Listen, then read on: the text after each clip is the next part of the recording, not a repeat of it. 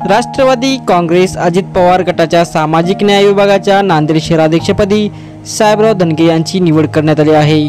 दिनांक 7 मार्च रोजी आमदार प्रतापराव पाटील चिखलीकर यांच्या हस्ते नियुक्ती पत्र देण्यात आले। यावेळी मोहनराव हंबर्डे, दिलीपराव धर्माधिकारी, माधवराव पावडे यांच्यासह अनेक पदाधिकारी कार्यकर्ते यांची उपस्थिती होती। अजित दादांचं नेतृत्व, तडकाफडकी भूमिका घेणे, समाजाला न्याय मिळेल याकरिता मी पक्षामध्ये प्रवेश केला। निवडणुकामध्ये समाजाची वोट बँक सुद्धा मिळाली पाहिजे याकरिता मी काम करणार असल्याची भावना साहेबराव धनगे यांनी माध्यमांशी बोलताना व्यक्त केली। राष्ट्रवादीच्या न्याय विभागाच्या जिल्हा अध्यक्षपदी निवड झालेली आहे।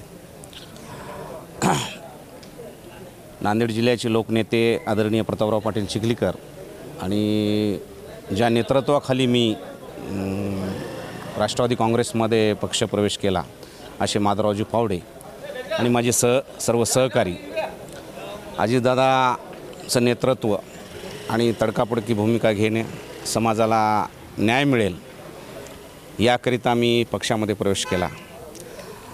आदरणीय प्रतापराव पाटील चिखलीकर यांचं नेतृत्व आणि आज जे पाहिलं आपण की नांदेड जिल्ह्यामध्ये मोठ्या प्रमाणामध्ये कार्यकर्त्यांचा ओघ राष्ट्रवादी काँग्रेस पार्टीमध्ये वाढत आहे, त्या भूमिकेतून आम्हाला काम करायचं आहे।